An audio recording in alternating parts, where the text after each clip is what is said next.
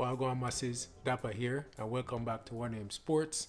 Today, we're giving that yearly or seasonal update now on the Reggae Boyz and how they did in some of the top leagues around the world. I will keep the update limited to first divisions, won't get into like the USL or any second division, things like that. And I'll only keep it to the prominent players. No disrespect to some of our local based players, but just digging through that information, we just extend the video too long. But I do have plenty of information there on how some of our players performed this year, just before our round of friendlies and the Gold Cup that is to forward in a few weeks. So without further ado, let's get right into the information. Starting with defense, we're going to go with, of course, our captain and the best keeper in MLS history. Well, we're not yet, but that's going to be Blake. He won the goalkeeper of the year last year. And this year so far with the young season, he has 19 appearances and has 9 clean sheets. So who's to say he won't repeat on doing that again? Great season, undisputed number one. There's not much more to say in terms of Blake right there. Moving on, I'll go with Bell. Bell was in the championship with Luton Town. As we know, through the playoffs, they were able to get promoted. So next year, he will be added to our Reggae Boy contingent within the Premier League. Hopefully he'll be able to retain his starting spot and make as many appearances as we've seen him done this year again. So, big ups to Bell on that. Moving from there, he will be joining, of course, Mr. Ethan Pinnock. Pinnock was a rock for Brentford this year. They had a relatively good defense, and truthfully, for long stretches of the season, they kind of overperformed. And I think they ended up getting 8th. But either way, just great season for them, and he is one of the first names written down there by their coach. So, two that my name already within the Premier League. So, let's keep it going, keep going from strength to strength, and add the depth to our squad. Moving from there, we'll say Jovian Brown. He's been playing with the Vancouver Whitecaps so far this year. He has 14 starts.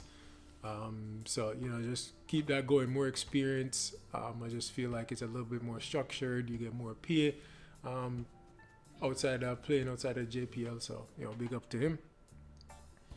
Moving from there, our co-captain, Mr. Lowe himself, unfortunately, or fortunately, I don't know if I tell you, but they didn't have the best season last year into Miami. And he had to move from Inter to Philly. He was a starter for them last year, but not so much so far for Philly. Hopefully things change and he can, keep his form. But I know Coach Algerson will still, maybe not. Thinking about some of the other options we have, but he should still be one of the first names on the team sheet. If not to start, he'd definitely be a part of the squad.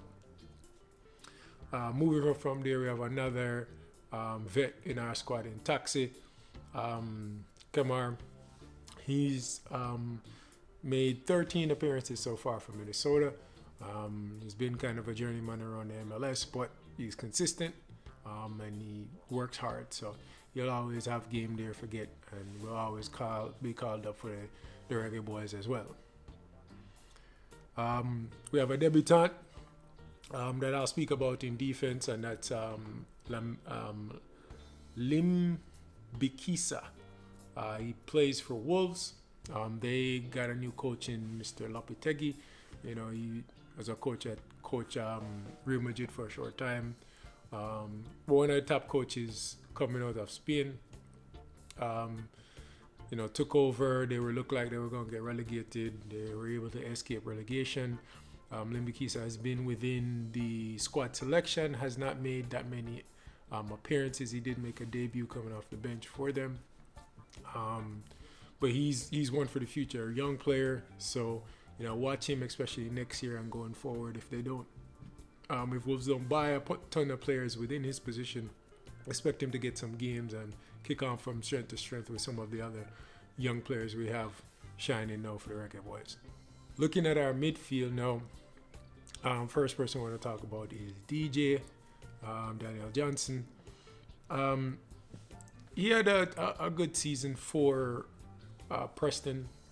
I think he made 30 plus appearances for them as well. So, he's definitely a starter. They didn't really challenge in terms of getting promoted. They're just a mid-table team, but performing well for a mid-table side. Listen, it's a little less appreciated than it should be. So, he's getting good time. He's getting his pay, and he should be fit and healthy and ready for the Reggae Boyz camp. Unfortunately, on the other end would be Ravel. Ravel moved with Rooney after he did Rooney a favor, coming from the academy days. He moved with Rooney from Derby to DC United. Last year he made, I want to say 13, 14 appearances for them. But he has since been cut from DC. He's not within the squad rotation for Rooney anymore this season. So his career is once again in limbo after the whole Ado Ten Hag saga, during the pandemic time. So, truthfully, there's no one within the Reggae Boyz system that can kind of replicate what he does with the ball. I know some people still holding hope for McGee, but I don't see it at this point in his career. McGee's another one. I didn't really want to mention him, but he's in the USL as well. At least he's playing now. But there's the flash and desire is not there with him. So, right now the creativity within our midfield, especially that kind of pauser player that can hold the ball and make a couple twists and turn and dictate the game, we don't have that right now. Moving from there now to the attackers. First, we have Mr. Omari Hutchinson. Looked like for a while that he would have made a breakthrough with the Chelsea first team.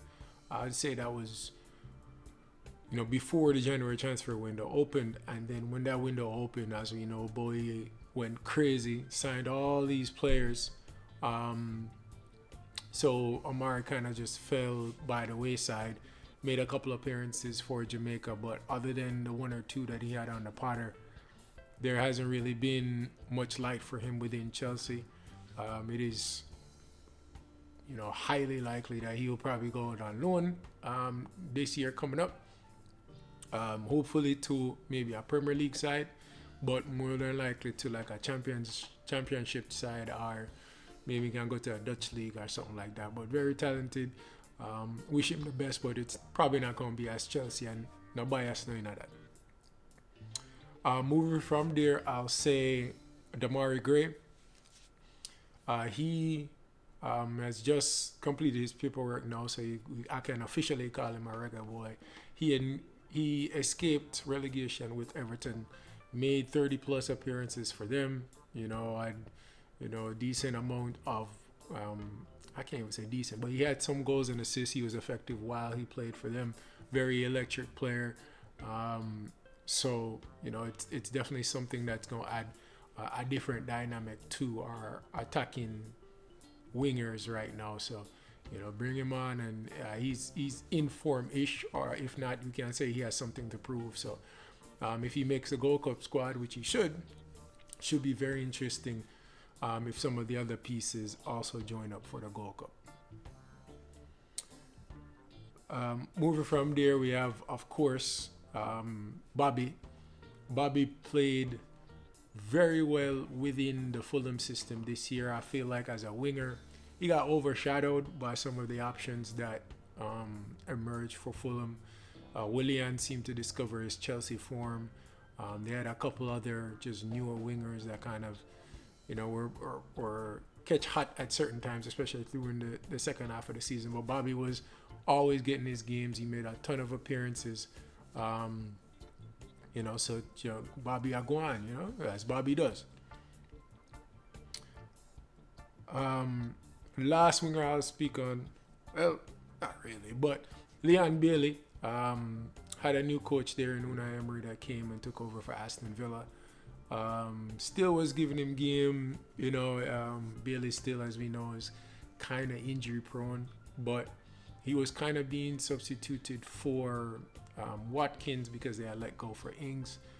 Watkins caught fire, but Bailey still get game on the wing or as a substitute appearances, made a ton of appearances. But bigger picture, Aston Villa will be in Europe next year. So to me, that's a successful season, even though individually Bailey didn't do what he was doing at, let's say, Leverkusen. We'll see. Hopefully, he kicks on from there. So all the best for him. I think this was a good season because of how well Aston Villa performed, and he's still within the rotation. So yeah, big up for Bailey upon that. Mikel Antonio, our new number 9, put it like that. Speak on the old number 9 a little bit later in the video, but he had 40 plus appearances for West Ham. Not prolific. I'd love to hear what he has to say regarding him and Callum Wilson's frequent bets. Every season, him and Wilson, I thought about who's going to score the most goals. He wasn't even close to Wilson this year. But he has a trophy to show for it. They won the Europa Conference League, so they will be in the Europa League next year. For all intents and purposes, he's the undisputed number 1 striker for him, the coach. So Skamaka, even though he's good, he kind of got dashed one side because, as Antonio said in a podcast, he just doesn't fit the style of the coach. But Europa League next year for West Ham, considering that they were 14th within the Premier League season, that's a successful season. So hopefully him not too tired for the Gold Cup, but again, wait and see. We do have a couple other options as well. On the transfer side, I'll talk about these two. We have Mr. Zimenez that moved to Cercle Bruges. He made a debut. He looked a little raw. So right now, I think he's playing with the U23s. So hopefully, within the next, couple weeks or months or whatever, he's able to make his breakthrough and show some of that talent. We do have what seems to be starting a little train of Jamaican talent leaving and trying overseas at a more frequent pace. Part of that is Phoenix Academy. So let's keep the talent moving. JPL cannot be the ceiling for some of the talent that we have coming out of schoolboy football. So let's keep that moving. The next transfer I want to talk about was Kahim Parish. He moved to Dynamo Kiev. No joke. I don't know how them play football with a war, a gwan. But I saw some highlights. Look like they're playing within, smaller spaces. So, it's something for you even keep up the spirits of the Ukrainian population while, that conflict is going on over there. He's doing well, not really playing as a striker. He's more of a winger, but looks good. So, hopefully things grow from there. Maybe, you pick up certain skills, maybe back to goal, whatever they might need, or, just eventually just take over that striker spot. Put the ball in the net. Or if a winger them said, then cool. The only thing is, I'll say from a Reggae Boyz standpoint, is that we have a ton of wingers. But we can really use a young, hungry, clinical striker. So, maybe if he can go that way, it work. But either way, forward are the Reggae Boyz to us. Last two, I would say, is Corey Burke. He was at Philly, I believe, with Blake. He didn't really have a great season, but New York were in need, so he went over to New York Red Bull. He's a hard-working striker, but again, he's not prolific. He doesn't really put the ball in the net often, hence the move right there. But you're playing and you're getting paid decent season for him or a decent situation for him. Not looking down. Him not get kicked out of the league like some of our players have gotten in the past. Moving from there, I'll say Kemar Roof as well as someone that we shouldn't forget about. Probably one of our most lethal finishers, but this year for Rangers, he didn't have a good season. I think he only had like 5 or 6 appearances. Injured a lot of injuries. I think he had to have surgery. So, well wishes to him, bless up on things. So hopefully by next year with, the turnover in the team or whatever, they're able to get back to challenging Celtic, who kind of ran away with the league this year. Last but not least, I would say, was our Footballer of the Year last year, Mr. Shemar Bosa Nicholson. Last year, he had 21 goals in 34 appearances between the Belgian club and Spartak Moscow that he moved to. Honestly, it was probably, I think by the stats I look like it was one of the top 30 or top, I'm not lie, let's keep it safe, the top 50 most goals scored by a forward in Europe last year. He followed that up by having a stinker in Russia this year. Now, I know there are certain situations around it. We all saw the fight video, and it looked like at one point he was kind of out the starting rotation. But within his 27 appearances, he only had 4 goals and 2 assists. That is a massive drop. I remember last year when I was doing the update, I was saying, last year, maybe the year before last, when I did the update, I was saying, we're looking for 35 goal involvements from Bosa. So they go from that to not even touching 10 in 27 appearances. Maybe it's a confidence thing, but as it's documented on this channel, I didn't really like him going to Russia in the first place. No, dollars are dollars are dollars. I get it. But at Russia, and then it just turned out that, a little bit after that, the conflict started. And Spartak Moscow was out of the Champions League, which would have been the main appeal, playing in those European games. But now you're just kind of, can't say you're stuck, but he needs a way out. That's not really where you want to be. Maybe you can angle a move, probably another year, considering the money with MPFA, maybe another year, and then you'll be able to maybe try championship and then move up to Premier League or something like so. But he needs kind of a restart. But anyways, that's all the stats I really have are the players that I feel have some significance within the Reggae Boyz system.